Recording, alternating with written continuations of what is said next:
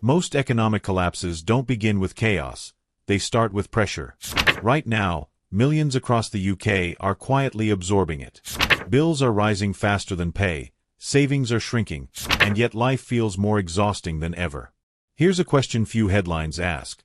Why does it feel harder to focus, plan, or even think clearly than it did a few years ago? This isn't just about money, it's about mental load. When everyday costs climb, they steal time, energy, and patience long before they empty bank accounts. If you don't have hours to track confusing economic news or decode alarming headlines, this breakdown is for you. Backed by long-term economic trends and behavioral research, not social media noise, this video will show what's really happening beneath the surface, and how to protect your focus, your time, and your decisions in an economy under pressure. Number 1. A quiet warning. Economic danger rarely announces itself with flashing headlines or dramatic countdowns. More often, it arrives quietly, almost invisibly, woven into everyday life. It shows up as grocery bills that creep higher each month, energy costs that never seem to come back down, and a lingering sense that no matter how carefully you plan, you're always one step behind. This is how real economic pressure works, not as a sudden shock, but as slow erosion. Unlike past crashes that unfolded over days or weeks, what many people in the UK are experiencing now is a gradual erosion of financial and mental resilience. Nothing breaks overnight, yet stability slowly weakens. Sudden crashes are easy to recognize. Markets fall, banks fail, and governments rush to intervene. People react because the danger is loud and obvious. Slow economic decline is far more deceptive. It doesn't trigger alarms. It triggers adaptation. Households quietly cut back, delay plans, and absorb stress without realizing how much it's costing them in energy and focus. Over time, this constant adjustment becomes normal, even though it's draining. The risk isn't just financial, it's psychological. When uncertainty becomes permanent, the brain shifts into a low-level survival mode, prioritizing short-term decisions over long-term thinking. This is why calm awareness matters more than panic. Panic narrows thinking and pushes people toward rushed decisions, while awareness creates space for strategy. Understanding what's happening beneath the surface allows people to respond deliberately instead of emotionally. The purpose of examining these trends isn't to spread fear, but to replace noise with clarity. When you recognize the signs early, the silent pressure, the slow erosion, you regain control over how you respond. In uncertain times, clarity is not a luxury. It's a form of stability. Number 2. Why 2026 feels different. There have been downturns before, and many people remember them clearly.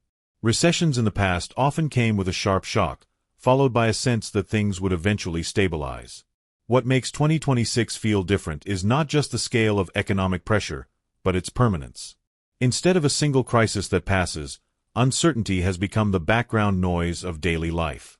Prices fluctuate, policies shift, jobs feel less secure, and long-term planning feels increasingly fragile. This constant unpredictability creates a heavier emotional weight than a short, dramatic collapse ever could. Temporary shocks are disruptive, but they also come with a timeline. People brace themselves, tighten budgets, and wait for recovery. Permanent uncertainty offers no such relief.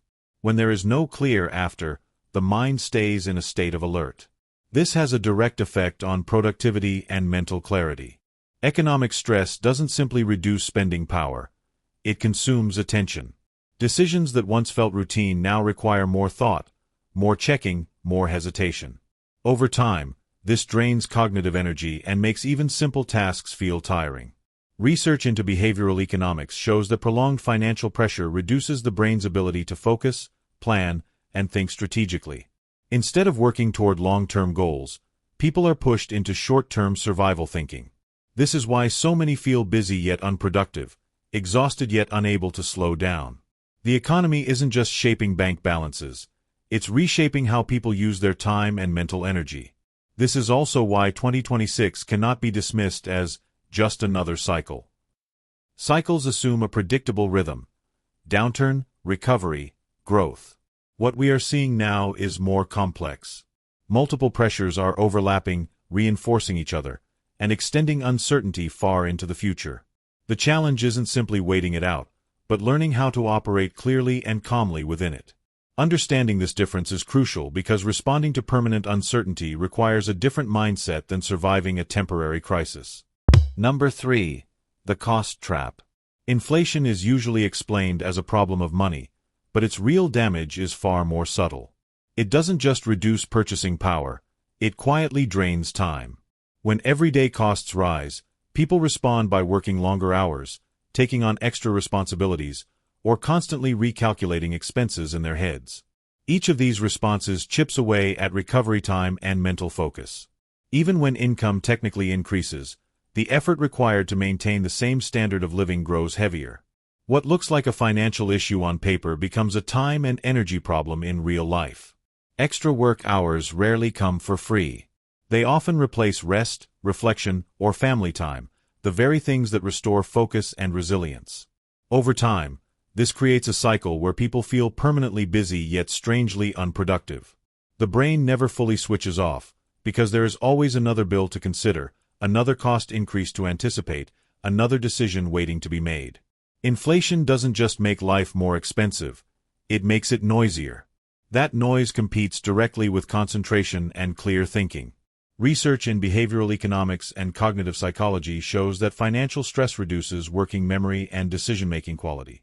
When the mind is occupied with money worries, it has fewer resources available for planning, creativity, and problem-solving. This is why inflation often coincides with mental fatigue, irritability, and reduced productivity. It's not a personal weakness, it's a predictable human response to sustained pressure. The more complex and uncertain finances become, the more cognitive load they create.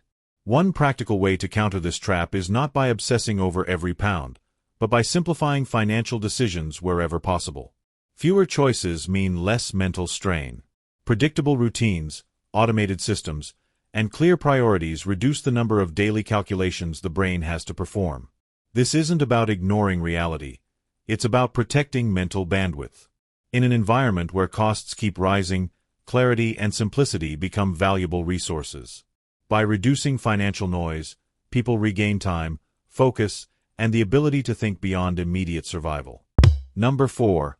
Work without security. Work used to provide more than income, it provided psychological safety. Today, that sense of security has weakened.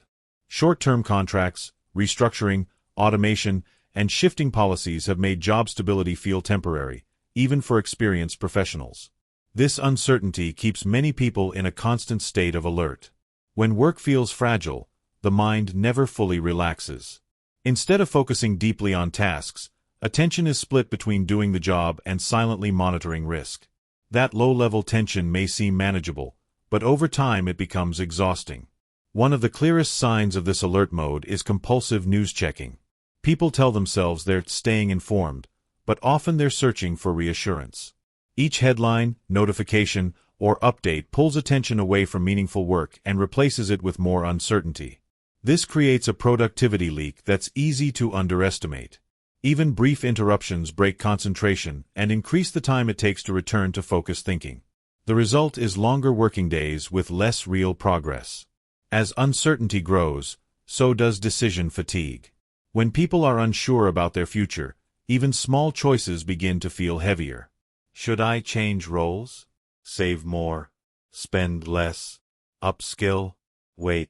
These questions run in the background all day, consuming mental energy. Research shows that decision fatigue reduces self-control, focus, and the quality of judgment.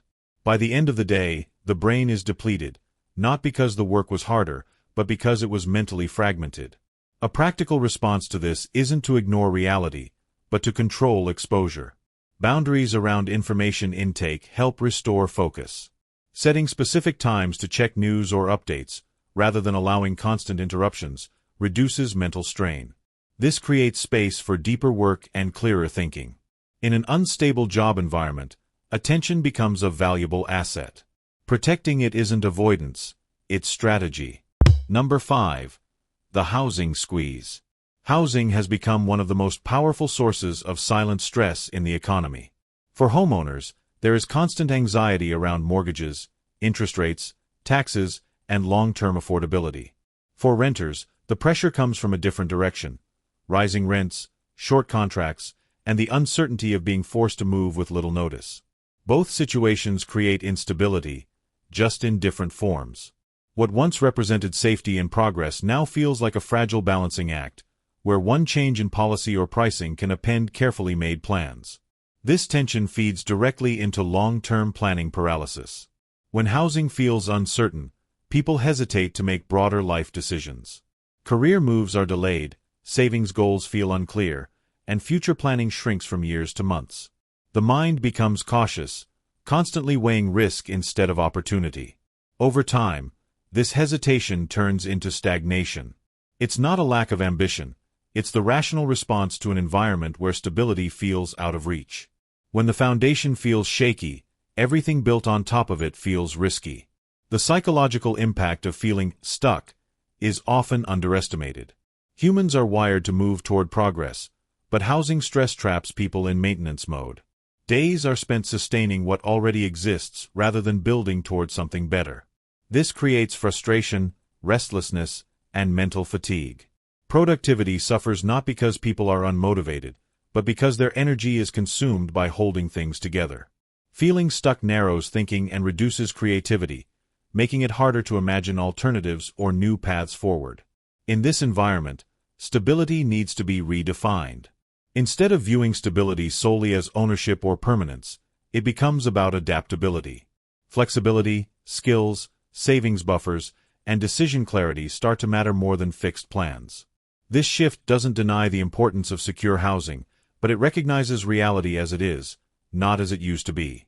When adaptability becomes the goal, people regain a sense of agency. Stability is no longer something the system guarantees. It's something consciously built through awareness, preparation, and controlled choices. Number 6. Debt pressure. Debt rarely feels dramatic day to day, which is exactly why its impact is so powerful. Long-term debt creates a quiet, persistent form of stress that follows people everywhere. It doesn't announce itself each morning, yet it shapes decisions, moods, and priorities in the background. Mortgages, credit cards, personal loans, and financing plans all carry future obligations that never fully leave the mind.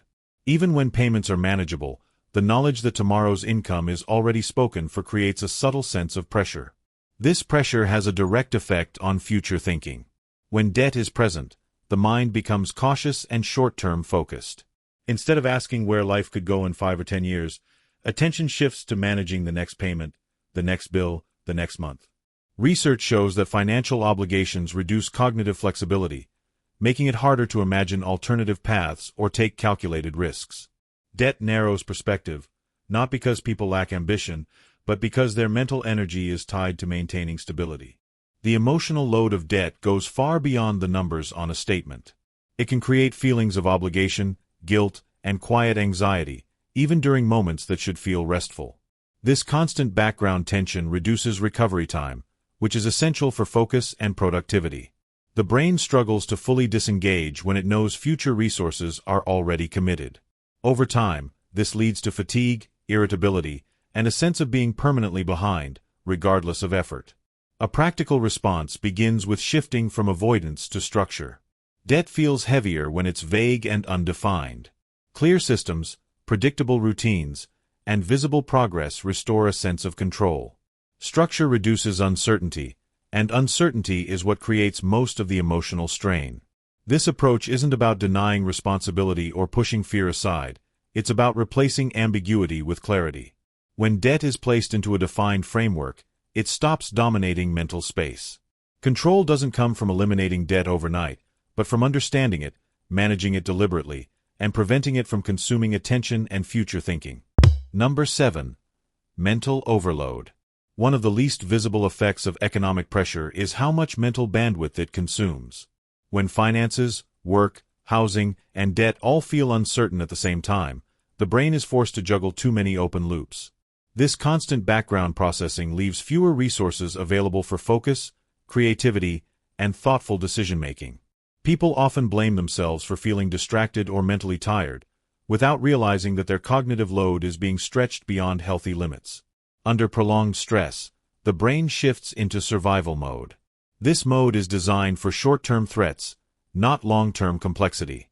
In survival mode, thinking becomes reactive rather than strategic. The priority is getting through today, not planning for next year. Tasks that once felt simple begin to feel heavy, and long-term goals fade into the background. This isn't a failure of discipline. It's a biological response. The brain is conserving energy by narrowing attention and avoiding uncertainty. This is why so many people experience focus fatigue even before they start working. Sitting down to concentrate can feel strangely exhausting, as if the mind is already tired. It's not the task itself that causes this feeling, but the accumulated weight of unresolved concerns. Economic stress fills mental space with what-ifs, leaving little room for deep, uninterrupted thought. Over time, this creates frustration and self-doubt, especially for people who value productivity and competence. The most important thing to understand is that this overload is systemic, not personal. It's not caused by laziness, lack of willpower, or poor habits. It's the predictable outcome of sustained pressure in an environment that demands constant adaptation. Recognizing this distinction is powerful. When people stop blaming themselves, they can begin responding more effectively. Mental clarity doesn't start with doing more. It starts with understanding why doing less sometimes feels impossible. Awareness turns exhaustion into insight, and insight is the first step toward regaining control over attention and energy. Number 8. Attention under attack. In times of uncertainty, attention becomes a target. When people don't feel secure about work, money, or the future, the instinct is to seek information. This is how doom scrolling begins. What starts as a quick check for updates turns into an endless loop of headlines, opinions, and predictions. Each swipe promises clarity but delivers more anxiety. The brain is wired to look for threats, and uncertainty keeps that system permanently switched on. Social media intensifies this effect. Platforms are designed to reward emotional reactions, not calm understanding. Alarming news spreads faster than balanced analysis, and algorithms amplify content that triggers fear or outrage. As a result, people are exposed to a constant stream of worst-case scenarios, often without context. Over time, this creates a distorted sense of reality where danger feels omnipresent, even when immediate risk hasn't changed. Anxiety rises, focus drops, and mental fatigue sets in. The cost of constant alerts on deep focus is high. Every notification pulls attention away from meaningful work and forces the brain to reset. Research shows that it can take several minutes to fully regain concentration after an interruption. Multiply that by dozens of alerts a day, and it becomes clear why productivity feels fragile. Attention is fragmented into small, reactive bursts instead of sustained, thoughtful effort. This fragmentation doesn't just slow work, it drains mental energy. Protecting attention requires deliberate boundaries.